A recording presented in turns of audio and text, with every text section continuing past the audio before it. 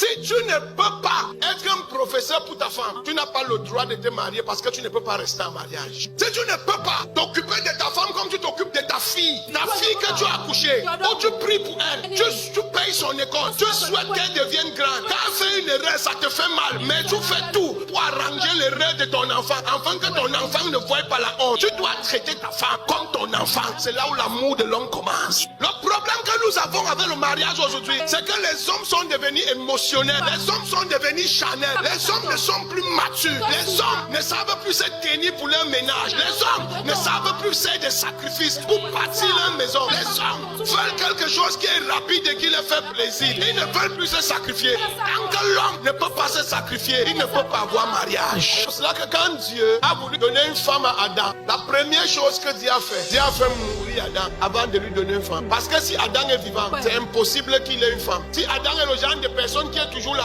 on fait ça à qui? Elle se prend pour qui? Elle me connaît. On ne peut pas me faire ça moi. Je vais lui montrer. Elle va voir. Elle connaît moi, le fils du roi d'Abomé. On me fait ça moi. Elle va savoir que je suis un homme. Tu es trop vivant pour être marié. Tu es trop vivant pour être marié. Dieu a fait mourir Adam d'abord. La Bible dit qu'Adam est tombé dans un coma. Et c'est dans le coma que Dieu a fait sortir la femme de ses rêves. Mon frère, tant que tu n'entres pas dans un coma dans ta vie, c'est-à-dire tu es prêt à pardonner, tu es prêt à supporter, tu es prêt à laisser tomber, tu es prêt à continuer, tu es prêt à digérer, tu es prêt à conduire, tu es prêt à tout accepter et tu es prêt à donner la direction. Tu ne peux jamais avoir une femme. Tu auras un combat, un camarade de boxe dans ta maison. La femme vient de la fille que tu as épousée quand l'homme est mort. Pour que tu aies une femme, tu peux épouser une fille, même une vieille femme. Mais pour qu'elle devienne une femme, une épouse, une maman, il faut que l'homme soit mort. Ève était avec Adam depuis le début. Mais pour qu'il voie la femme avec ses yeux, il fallait qu'il meure. Mon frère, tu ne connais pas les femmes. La femme va te faire quelque chose comme ça, tu vas prendre la corde pour se suicider si Dieu ne t'a pas donné la grâce. La femme va te piquer, c'est là où elle ne doit pas piquer, c'est là où elle pique. Et c'est à ce moment que le mariage commence. Si tu n'es pas prêt, tu ne peux pas. Si tu n'es pas prêt à supporter et à boire, tu ne peux pas rester en mariage. Et ton mariage ne peut pas marcher. La première chose que l'homme doit faire avant d'avoir un mariage paisible, tu dois manger la patience. Si tu ne manges pas la patience, tu ne peux jamais vivre avec une femme. Et tu dois être décidé.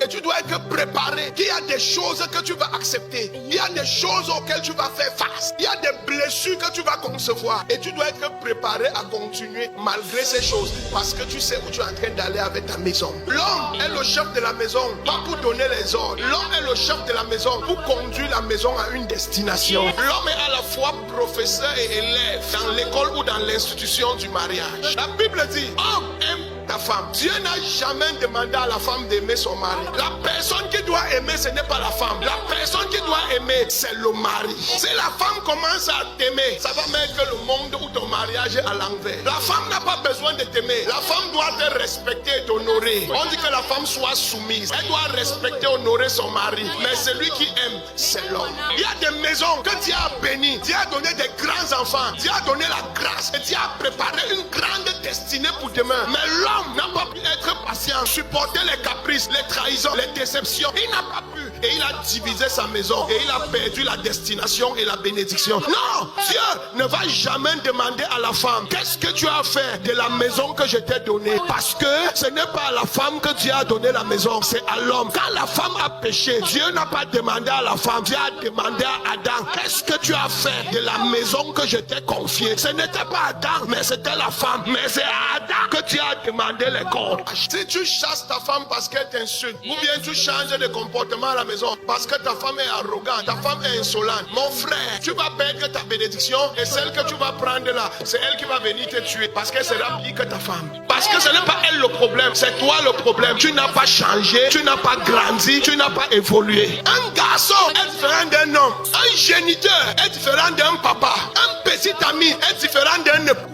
La différence, c'est la responsabilité, la patience, les sacrifices. C'est ça qui fait de toi un mari. C'est ça qui fait de toi un papa. Les gens qui se fâchent plus que les femmes là, vous n'avez pas encore commencé, vous êtes encore à la maternelle. Le mariage, ce n'est pas pour les enfants. Le mariage, c'est pour les adultes. Ce n'est pas pour les vieux, c'est pour les adultes. Tu peux être vieux et enfant. Il y a les pères de 60 ans qui dorment encore dehors. Vrai ou faux? Tu es es retraité de tout travail, retraité, femme retraitée, tu es retraité, mais tu dors encore dehors. La patience, c'est ce qui a accompli le plan de Dieu dans le mariage. Et c'est la responsabilité de l'homme d'accomplir le plan, ce n'est pas la femme. Et l'ennemi de l'homme pour accomplir le plan, au début, c'est la femme. Et à la fin, quand l'homme est mature, le secours de l'homme, c'est la femme. Hébreux 10, verset 36. Car vous avez besoin de persévérance, afin qu'après avoir accompli la volonté de Dieu, vous obteniez ce qui vous est promis. Enfant de Dieu, écoute-moi. Quand tu vois Hébreux dire que vous avez besoin de patience, après avoir accompli la volonté de Dieu, ça veut dire quoi? Ça veut dire que tu peux faire tout ce que tu sais que tu dois faire pour ta femme. Mais jusqu'à là, ta femme va t'énerver. Tu peux donner sa ration, tu peux t'occuper, tu peux être généreux, tu peux être gentil, tu peux lui montrer l'amour. Les femmes ne sont pas normales. Les femmes ne sont pas normales. Quand tu vas finir de faire tout ce que tu as fait, la femme là va encore te faire quelque chose. Et tu vas rester comme ça. Tu vas te demander, avec tout ce que je fais dans la maison, si tu me fais ça. Et elle va te regarder dans les yeux. Elle va te demander, que tu fais même d'abord quoi? Tu vas rester comme ça. Tu sais que tu as déjà tout fait ce qu'un homme doit faire. Et tu rentres à la maison, on te fait comme ça. Tu vas me demander, alors laisse les gens tranquilles. Tes petits 20 000 que tu as dehors, tu penses que ça qui me fait quoi? Tu sais comment? Tu as travaillé pour avoir les 20 000. Tu regardes la femme là comme ça. Et ça ne lui dit rien. Elle n'est même pas aucune variation de culpabilité. Rien. Elle est à 37. Et toi, tu sais que tu as déjà fait tout ce que tu pouvais faire. Et Dieu dit, après avoir fait tout ce que tu dois faire, ajoute la patience. Si tu n'ajoutes pas la patience, quand tu vas finir de faire tout ce que tu sais qu'un homme doit faire, tu vas créer les problèmes dans ta maison parce que tu as manqué la patience. Avec la femme, ça ne suffit pas de faire tout ce qu'on a fait. Quand tu as fini de faire ce que tu as fait, attends pas un merci. Si merci vient, tant mieux. Si ça ne vient pas, continue seulement. Carry me, Digo.